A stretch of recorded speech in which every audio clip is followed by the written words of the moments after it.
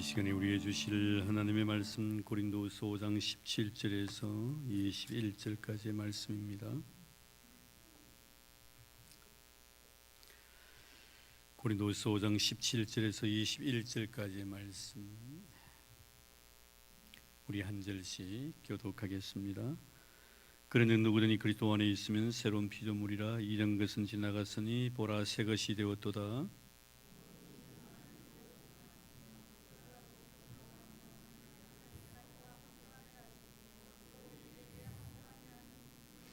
곧 하나님께서 그리스도 안에 계시사 세상을 자기와 화목하게 하시며 그들의 죄를 그들에게 돌리지 아니하시고 화목하게 하는 말씀을 우리에게 부탁하셨느니라.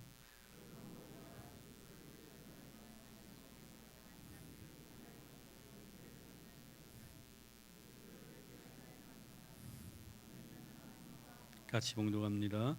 하나님이 죄를 알지도 못하신 이를 우리를 대신하여 죄로 삼으신 것은 우리로 하여금 그 안에서 하나님의 의가 되게 하려 하심이라.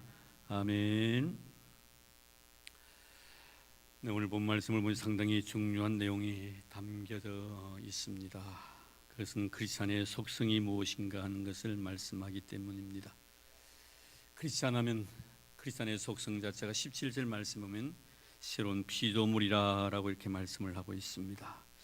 새로운 피조물이라는 것은 창조물이라는 의미고, 창조물이라는 것은 창조주가 있다는 의미죠. 새롭게 창조된 자이다, 이런 뜻입니다.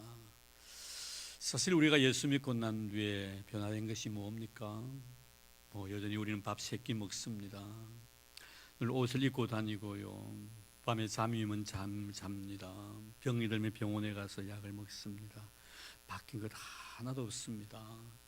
예수를 믿기 전이나 예수를 믿고 난 뒤에 우리의 생활 습성도 그대로 이루어져 가고 있는 것을 보게 됩니다. 그런데 왜 우리로 예수 그리스도 안에서 새로운 피조물이라고 말씀하는가? 이 새로운 피조물이라는 의미는 바로 우리가 영적인 존재가 되었다는 그런 의미입니다. 예수 그리스도 안에 살아가지 아니했을 때, 내가 예수 그리스도를 나의 구주로 고백하지 아니했을 때는 항상 육적인 삶을 살았습니다. 내 중심적이었지요. 내 만족, 자기 유익을 위해서 살아왔었습니다. 그런데 어느 날인가 나도 모르는 사이에 예수 그리스도를 나의 구주로 고백하고 난 뒤에 내 자신의 가치관이 많이 달라져 갑니다. 사람이 산다는 것이 나를 위한 삶이 아니구나, 너를 위한 삶이 바로 결국에는 나를 위한 것이구나 하는 것을 깨닫게 됩니다. 과거에는 예수가 없었을 때는 항상 내가 먼저였습니다. 그러나 예수를 믿고 난 뒤에는 내가 먼저가 아니라 너가 먼저가 된 것입니다. 너의 유익을 구하게 되는 것이지요.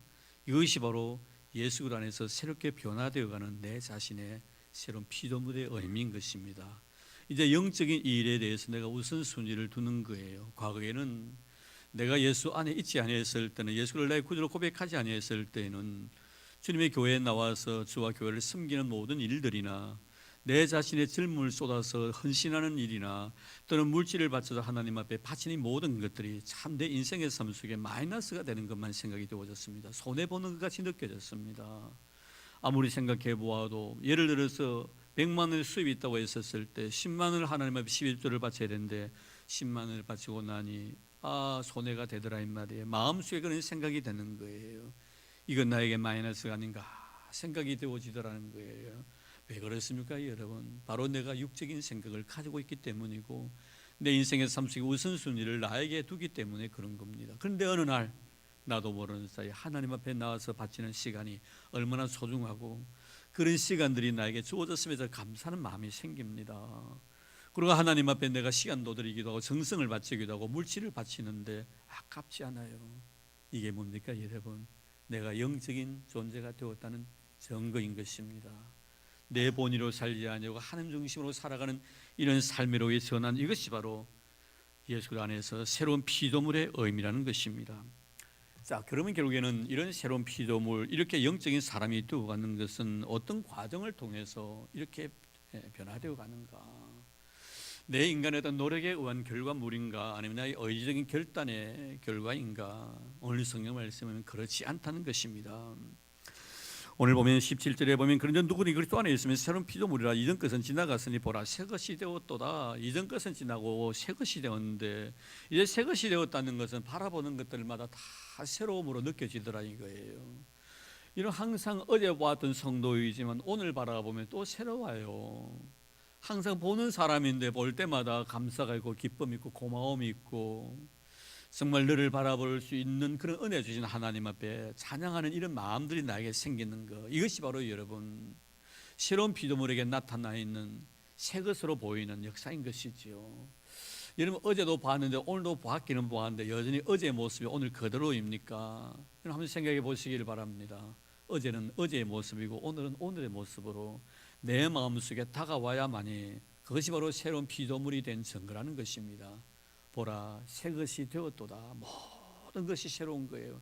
예배는 이 순간도 내가 이 세상에 태어나서 참 예수를 믿고 교회 와가지고 예배 드릴 때 그 감격과 기쁨을 누리듯이 그런 마음에 영적인 어떤 정말 변화들, 영적인 희열과 기쁨들을 이 예배 속에서 경험할 수가 있어야 되고, 또 우리가 정말 찬송할 때도 그렇습니다. 내 평생 태어나서 참 찬송을 부르는 것 같이 너무나 찬송을 부르는 가운데 은혜가 있고 감사가 있더라는 거예요.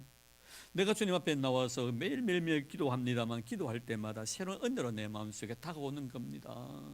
어제 불렀는데 하나님 오늘 또다시 하는 부르니까 더 감사하고 더 감동적이고, 다른 어떤 것을 요구하지 아니한다 할지라도 하나님 앞에 나와서 아버지 하나님이라고 부른 그 신앙 고백 속에서 말없는 마음속에 흘러넘치는 그 눈물들을 내가 모든 생활 속에 경험하는, 이것이 바로 새로운 피조물의 의미인 것입니다. 새 것이 되었다는 의미죠. 그럼 이렇게 새로운 피조물이 되고 바라보는 것들마다 다 새로운 것이 되었다는 것은 결국은 내 자신의 노력의 결과인가 내 의지의 결단인가? 오늘 성경 뭐라고 가르칩니까? 19절 보십시오. 18절 보겠습니다. 모든 것이 누구에게로? 하나님께로서 났으며, 하나님께로부터 났다는 거예요. 하나님께서 나에게 이런 은혜를 주셨기 때문에 내가 이렇게 살아가고 있더라 이 말씀입니다. 천지 만물을 창조하신 그 하나님께서 나에게 이런 은혜를 베풀어 주셨기 때문이란 겁니다. 그래서 하나님께서 나에게 은혜 주시지 아니하시면 새로운 피조물이 될 수가 없다는 거예요. 우리 기독교가 아닌 다른 타 종교들 보면요, 자기 스스로가 새롭게 되려고 얼마나 노력합니까? 결코 되어지지 않습니다. 아무리 세속을 떠나고 저 산중 깊은 곳에 가가지고 참선을 한답시고 해도 여전히 인간의 모습을 벗어날 수가 없는 겁니다. 여러분 정말 우리 예수님께서 우리에게 주신 귀한 말씀, 하나님께로부터 이루어지는 일들이다. 우리가 창세기 32장에 보면 야곱이 정말 몸부림칩니다. 하나님 앞에 기도하면서 형의 그 정말 두려움 속에서 나를 구원해 달라고 몸부림치죠. 나중에 정말 놓지 아니하고 했을 때 놓아라고, 내가 당신이 나에게 복 주시지 아니하신다면 난 놓지 않겠다고. 이때 여러분 하나님께서 야곱에게 뭐라고 물으십니까? 내 이름이 뭐냐고 묻습니다. 야곱입니다. 야곱입니다. 그렇습니다. 그런 영원한 야곱이에요. 근데 그 다음 말씀 뭐라고 하나님께서 이제부터는 네가 야곱이 아니라 내가 너에게 이스라엘이라 부르리라. 하나님의 선언이에요. 하나님의 선포예요. 아무리 인간이 허물이 많고 부족함이 많아도 하나님께 선포하시면 그대로 되는 거예요. 할렐루야. 정말 그렇습니다. 야곱에게 이스라엘이라고 말씀하지 아니하셨더라면 영원히 그는 야곱으로 남는 겁니다. 하나님께 그에게 이스라엘이라고 선언을 하셨기 때문에 그가 이스라엘이 된 거지, 그가 노력해서 얻어진 결과가 결코 아니라는 것입니다. 우리가 정말 탕자의 비유 속에서도 가만히 보면 탕자가 아버지 앞에 돌아올 때 그는 아들을 자격을 다 상실해 버렸습니다. 그는 종으로 하나 써달라고, 품꾼 하나 써달라고 합니다. 그러나 여러분 아버지가 뭐라고 말합니까? 너는 종이 아니라 내 아들이라고 선언을 다 해버립니다. 그리고 종들에게 옷 갈아입히고 목욕시키고 신발 신겨주고 가락기 끼우라고 말합니다. 여러분 아버지가 선포해야 합니다. 선언해야 합니다.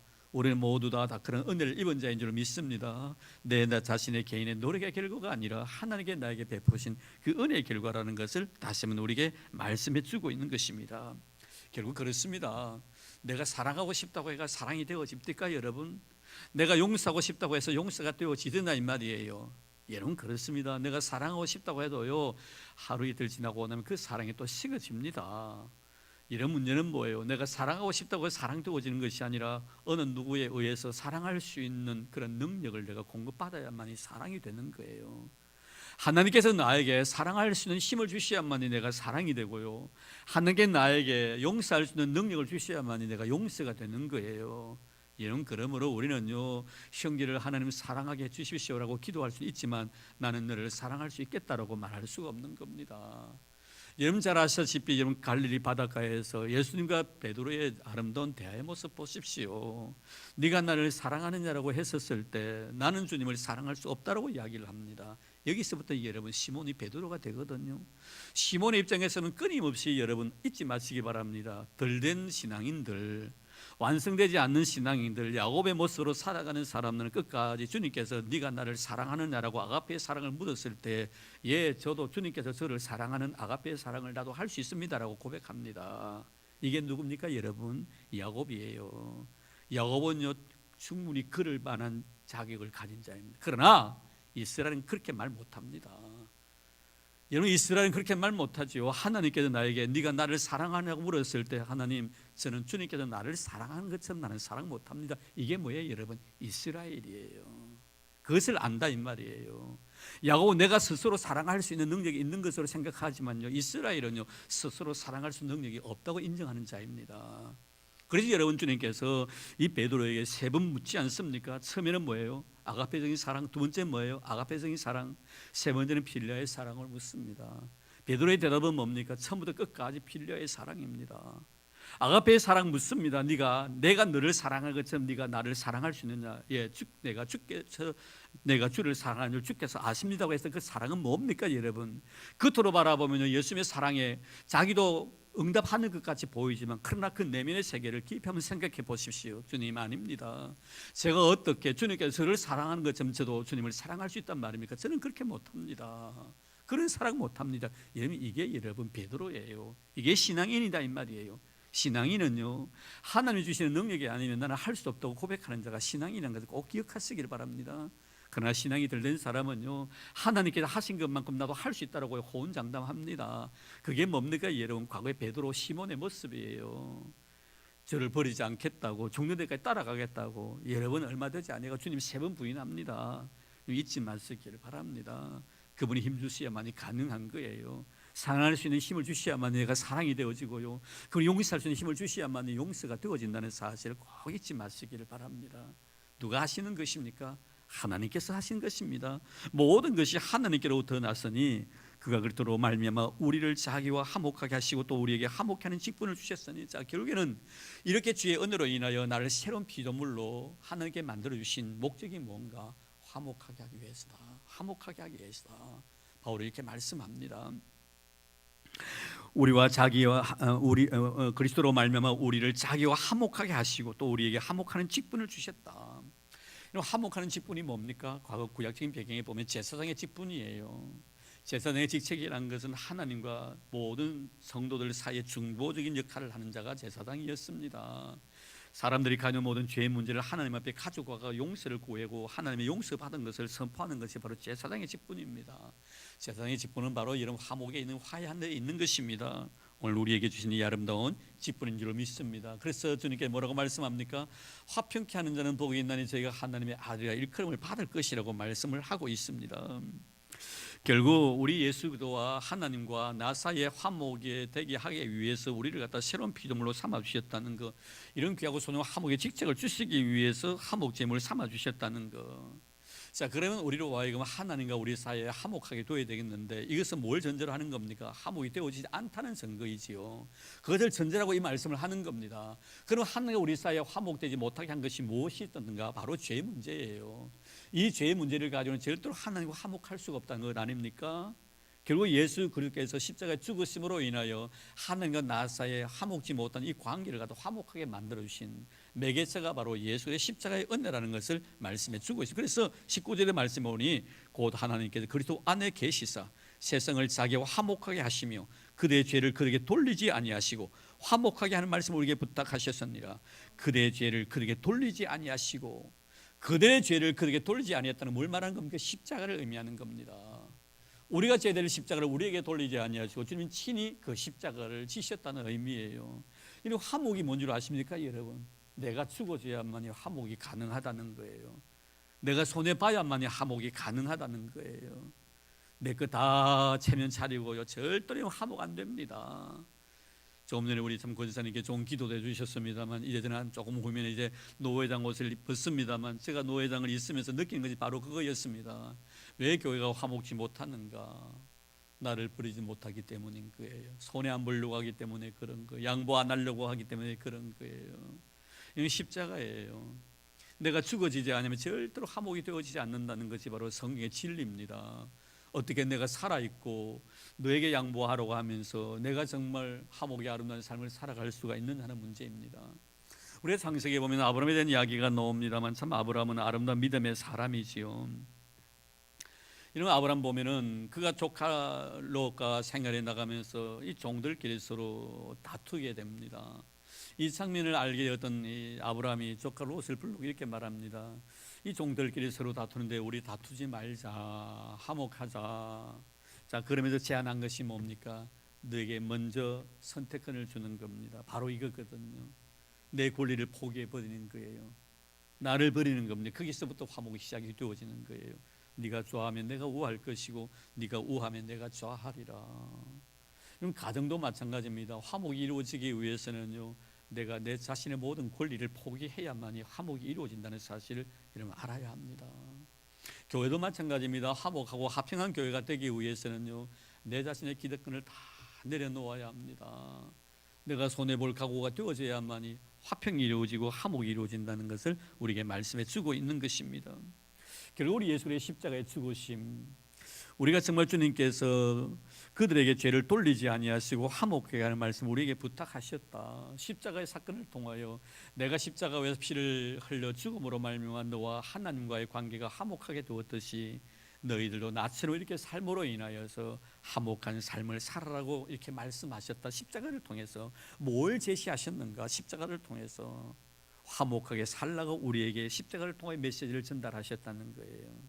우리 나중에 뭐 찬송 부르겠습니다만 거기 보면 주는 평화 복음성 준비되어 있는 거 모르겠습니다만 우리 찬송 하나 부를까요? 지금 두 사람이 딱 자는 것 같아. 두 사람 다. 자, 주는 평화 하는 셋죠? 예, 자 우리 배 하나 치고요.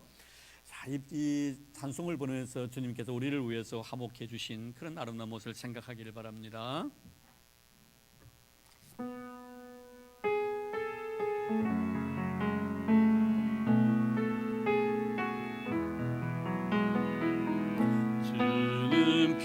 평화 맡긴 담을 모두 하셨네.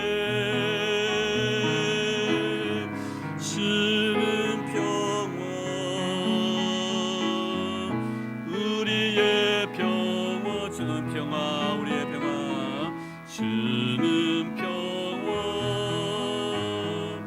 맡긴 담을 모두 하셨네. 주는 평화 우리의 평화 염려 다 맡겨라 염려 다 맡기라 주가 돌보 주는 평화 우리의 평화 주여다 맡기라 주가 돌보시니 주는 평화 우리의 평화 할렐루야. 네, 우리 주님은 우리의 평화가 되어 주셨습니다. 참여런 평화를 사랑하는 자가 얼마나 축복받은 사람인가. 우리가 사무엘 상서에 보면은 그 나발과 아비가일 그리고 다윗 이 세 사람의 관계를 좀 잘 알고 있습니다. 다윗이 사울에게 정말 쫓김을 당하면서 그래도 그를 수용하는 사람 600명 정도 되었지요.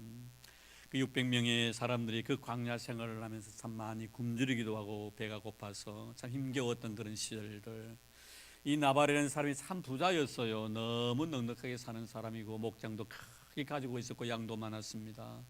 그래서 다윗을 따르는 사람들이 그 나발의 양들을 지켜주기도 했었습니다. 그러던 날 참 이 자기를 따르는 사람 너무 배가 고프니까 이 다윗이 생각을 합니다. 거기에 내가 나발에는 그 참 부자에게 은혜를 베풀었는데 내가 정말 먹을 것이 없어 너무 힘드니까 그분에게 가가지고 조금 먹을 것을 달라고 도움을 요청한다면 아마 쾌히 승낙해 주시리라. 우리가 은혜를 베풀었는데 그 은혜에 보답하지 않겠나 하는 그런 생각을 가졌던 모양입니다. 그래서 사람을 보내가지고 나발에게 가서 이야기했더니 나발이 이런 자의 거절을 합니다. 나는 이새의 아들 모른다라고. 여러분 얼마나 마음이 상처가 컸겠습니까? 그 소식을 접하고 난 뒤에 다윗이 지금까지 그렇게 화를 낸 적이 없습니다. 너무 화가 나가지고 200명은 자기를 따르는 가족들을 지키게 만들고 400명의 군사를 이끌고 나발 집을 향하여 나갑니다. 남자들마다 모조리 다 죽이겠다는 그런 생각이었죠. 400명의 군사를 거느리고 갔다면 나발이 얼마나 부자였는가 하는 것을 볼 수 있는 대목입니다. 만약에 그 가정이 별 잘 사는 가정 안 같으면 뭐 한두 사람 보내도 되죠. 그런데 400명의 군사를 이끌어갈 정도였다면 얼마나 넉넉하게 산 사람이었는가 알 수가 있는 것이죠. 그런데 이것을 갖다가 누가 알게 됩니까? 그 나발의 아내였던 아비가일이라는 아주 지혜롭고 현숙한 여인이 이 사실을 알게 됩니다. 그런데 이 나발의 아내였던 이 아비가일이 다윗이 정말 배가 고프고 그를 따르는 추동하는 사람이 너무 배가 고프니까 넉넉하게 음식을 차려가지고 나귀에 싣고 간 뒤에 다윗 앞에 무릎을 쫙 꿇습니다. 그러면서 하는 말이 뭡니까? 바로 여기서 이제 평화가 이루어지는 거예요.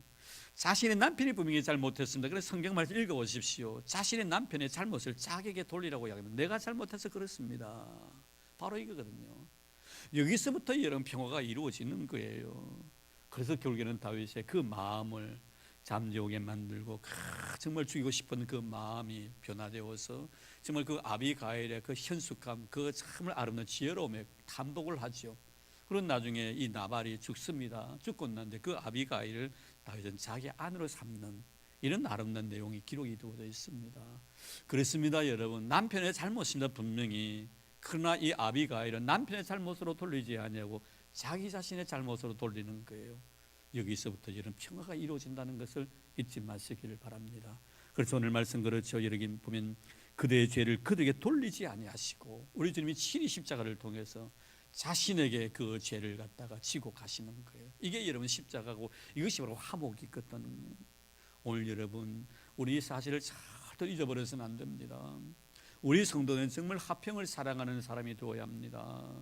화목을 즐거워하는 우리 성도가 되어야 합니다. 그래서 우리는 피스메이커가 되어야 되는 것이지요. 절대로 트러블 메이커가 되면 안 됩니다. 우리 하나님이 가장 싫어하는 사람이 누굽니까? 잠언스 6장에 보십시오. 하나님이 싫어하는 사람, 싫어하는 것이 6가지 내지 7가지인데 그 중에 하나가 뭐냐면 형제 사이를 이간하는 자다 이렇게 말씀하고 있습니다. 형제 사이를 이간해요. 누가 즐겨 쓰는 방법입니까? 사단이 즐겨 쓰는 방법입니다. 이단자들이 즐겨 쓰는 방법입니다. 신천지가 아주 즐겁게 쓰는 방법이지요. 신천지가 즐겨 쓰는 방법입니다. 신천지는요 교회 들어와 가지고 일단 먼저 목사에 대해서 교육자에서 불신임의 분위기를 조당해 나갑니다. 나중에 장로님과의 불신의 문제, 권사님과의 불신의 문제를 계속 만들어가는 거예요. 이게 바로 사단의 본성이기 때문에 그런 겁니다. 말씀을 드렸죠. 사단 마귀의 특징이 뭐냐고 쐐기라고 말씀을 드렸죠. 쐐기는 하나를 둘로 만드는 거예요. 둘을 네 개로 만드는 것이 바로 이 사단의 속성이에요. 절대로는 신천지 빠지면 안 됩니다. 신천지가 있는 모양이에요. 큰일 났네 이거. 옆에 인사 나누면서 당연히 신천지 아니죠. 시작 하면 돼. 여러분 우리 교인들 예배 드릴 때 잘 들어보십시오. 사도신경 하는데 사도신경 안 하는 사람 신천지입니다. 잘 보고요. 그런 것은 제게 와가지고요 고자질 해도 됩니다. 다른 거 고자질 하지 마시고요. 목사님 저 사람은 사도신경을 아는데 혹시 신천지 모르겠어 이렇게 해도 돼요. 성경 공부 여러분 함부로 가는 사람들요 조심하길 바랍니다. 요새는 무슨 상담 프로그램 뭐 치유 프로그램 만들어 가지고 얼마나 여러분 날뛴지 몰라요. 온갖 수작 방법을 가리지 않고요 성도들을 갖다 영혼을 도둑질하려고 합니다. 여러분 사단의 정체가 뭡니까? 이간질을 시키는 겁니다. 평화를 갖다 깨뜨리는 것이 여러분 사단입니다. 우리 예수는 평화예요. 샬롬이에요. 아멘입니까? 우리는 항상 샬롬 평화할 수 있는 여러분 되기를 바랍니다. 자, 그러면서 그 다음 말씀 뭐라고 말씀합니까? 20절 말씀 보겠습니다. 그러면 우리가 그리스도를 대신하여 사신이 되어 하나님이 우리를 통하여 너희를 권면하시는 것 같이 그리스도를 대신하여 간청하노니 너희는 하나님과 뭐하라? 화목하라. 하나님과 화목하라. 이미 우리는 예수의 은혜로 인하여 하나님과 화목된 자인 줄로 믿습니다. 늘 화목하며 살아가는 여러분들 되기를 바랍니다. 십자가는 화목입니다. 십자가는 뭐예요? 내가 죄인 되음으로 너를 의인 만들어주는 것이죠. 그래서 마지막에 21절 말씀 보겠습니다. 하나님의 죄를 알지도 못하신 이를 우리를 대신하여 죄로 삼으신 것은 우리로 하여금 그 안에서 하나님의 의가 되게 하려 하시며, 그분이 십자가를 지신 것은 자신이 죄인 되어짐으로 인해서 우리를 뭐 만드시기 위해? 하나님 앞에서 의인 만드시기 위해서. 하나님 앞에 의인이 되어야만이 하나님과 우리가 화목이 되거든요. 하나님 앞에서 내가 죄인인데 어떻게 화목이 됩니까? 그분은 거룩하신 분이신데 내가 거룩해야지 그분과 화목될 것 아니냐 이 말이에요. 나의 거룩함을 위하여 그분이 친히 죄인 되어 주셨다는 거예요. 잊지 마시기를 바랍니다. 십자가는 내가 죄인 되어줌으로 너를 의인 만드는 것이 십자가예요. 그래야만이 너와 나의 관계가 화목이 되어진다는 것을 꼭 기억하시기를 바랍니다. 내가 낮아짐으로 너를 높여주는 것이 십자가이고, 내 자존심이 상하는 일이 있다 할지라도 너의 자존심을 세워주는 것이 바로 십자가입니다. 잊지 마시기를 바랍니다. 주님께서 죄인 되어주심으로 말미암아 우리를 하나님 앞에서 하나님의 의가 되게 해주셨다. 참 얼마나 멋진 표현입니까 여러분? 오늘 내가 의인 되었습니까? 내가 하나님의 이름을 부릅니까? 잊지 마시길 바랍니다. 누군가가 나 의인 만드시기 위하여 죄인 되어주셨다는 사실, 그분이 죄인 되어주셨을 때 내 죄를 용서해 주셨다는 것 아시죠 여러분? 용서함의 그 아픔들 잊지 마시길 바랍니다. 뭐 이 말씀하니까 잠깐 낮에 우리가 집사님들과 함께 식탁에 앉아가지고 이런저런 이야기하면서 이 말씀을 드린 적이 있습니다만, 그래요. 주님의 십자가는 바로 용서요 사랑이거든요.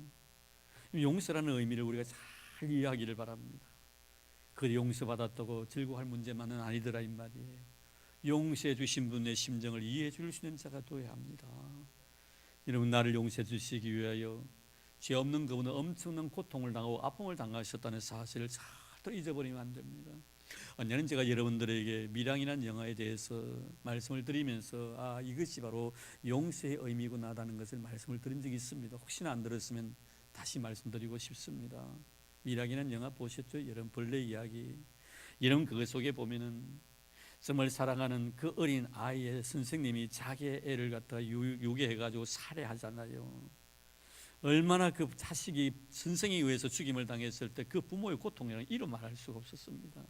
매일매일마다 물론 그 범인은 잡혀서 감옥 속에 있고 사형 선고를 받게 됩니다. 그러나 어머니는 자기 아들 애를 죽인 그 선생을 정말 용서할 수가 없습니다. 그래서 어느 날 어느 분에 의해 가지고 전도를 받게 되죠.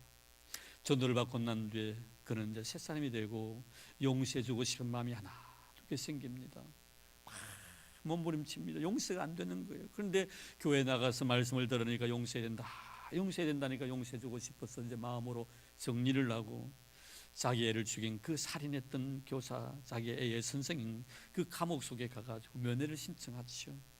면회를 신청했는데 그 감옥 속에 갇혀 있는 그 유괴범 살인자는 이미 그도 예수를 믿고 용서받았다고 정말 그 어머니를 보자마자 할렐루야 하면서 기쁨과 감격 속에 즐거움을 펄쩍펄쩍 뛰면서 노래하고 있는 거예요. 그 순간을 바라보던 이 어머니의 가슴이 크게가 찢어지는 거예요.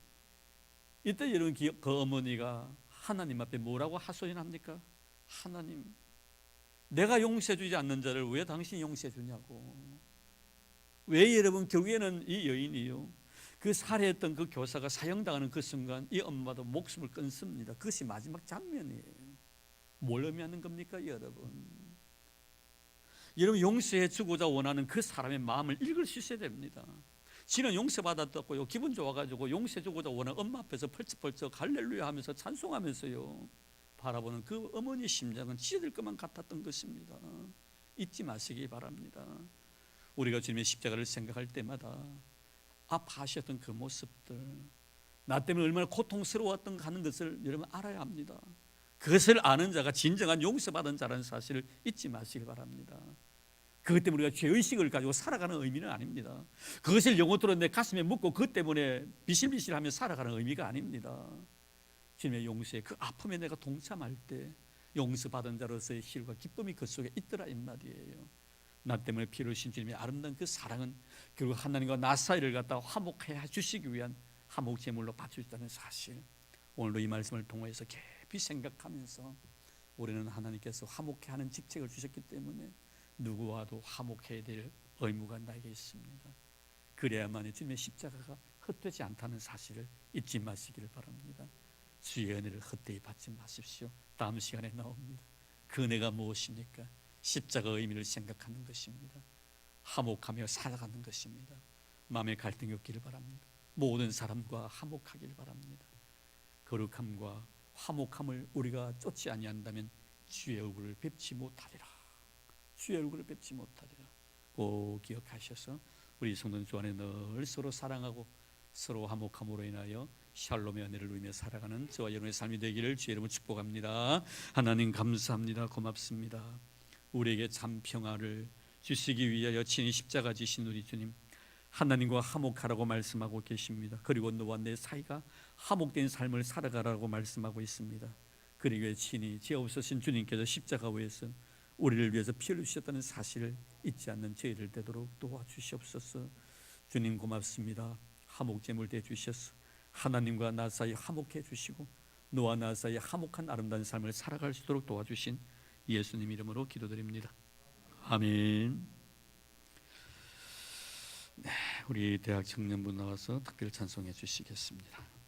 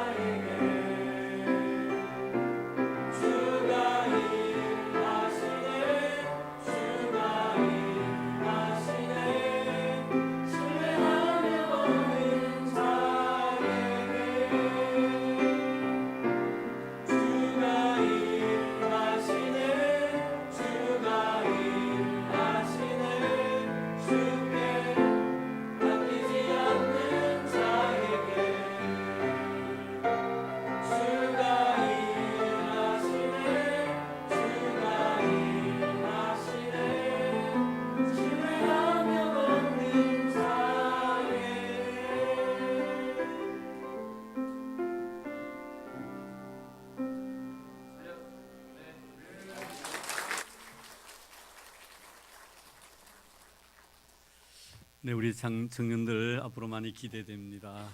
감사합니다. 교회 소식 알려드리겠습니다. 낮에도 말씀을 드렸습니다만 이번 주 수요 예배는 가정 예배로 대체합니다. 기억해 주시고 또 유물 많이 참여해 주셔서 가정 예배 충실히 드려주시기를 바랍니다.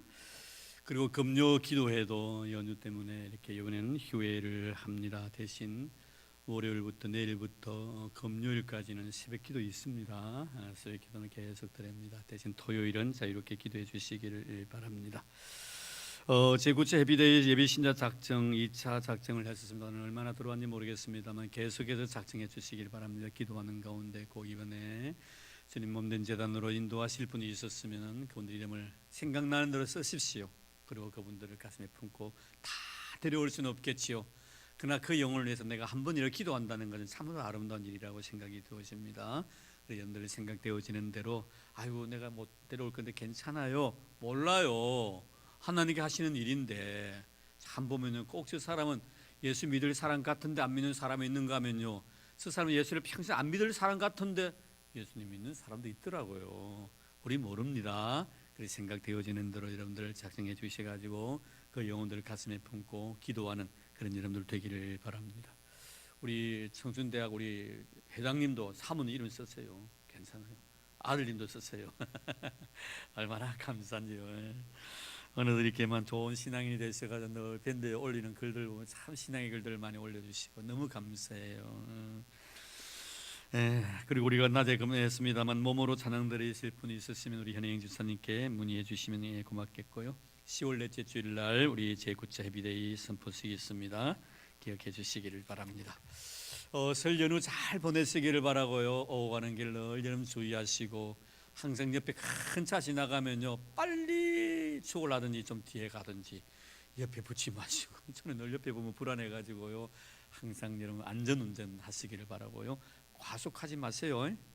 과속하지 마세요. 과속하면 아무런 위험성이 높아요. 절대로 졸음운전하지 마시고 음주운전 안 할 줄로 믿습니다. 아마 아무도 없을 거예요. 꼭 기억해 주시기를 바랍니다. 자, 우리 이제 옆에 있는 분들 우리 서로 인사 나눌까 오늘 수고 많으셨습니다. 장로님, 집사님, 권사님. 네. 자, 다 했습니까? 또 아쉽죠? 명절 잘 보내시기를 바랍니다. 예, 명절 잘 보내시기를 바랍니다. 예. 감사합니다. 예, 고맙습니다. 예. 우리 마지막 찬송할까요? 주는 평화. 예.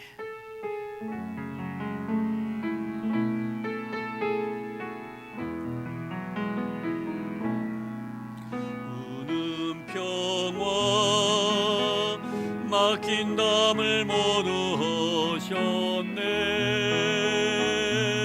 하셨네.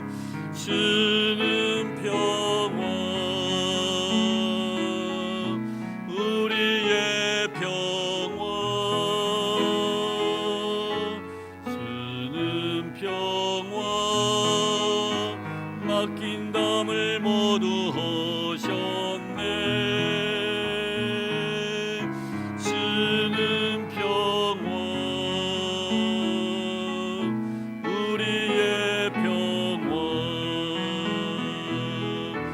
염려도 맡기라 주가 돌보시니 주는 평화 우리의 평화 염려도 맡기라 주가 돌보시니 주는 평화 우리의 평화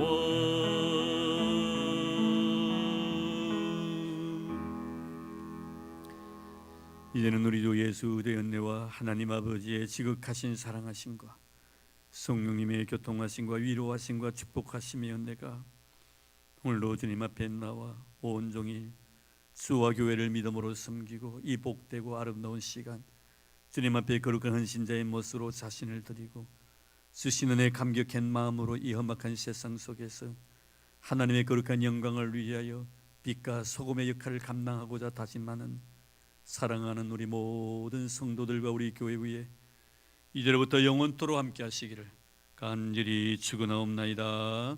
아멘.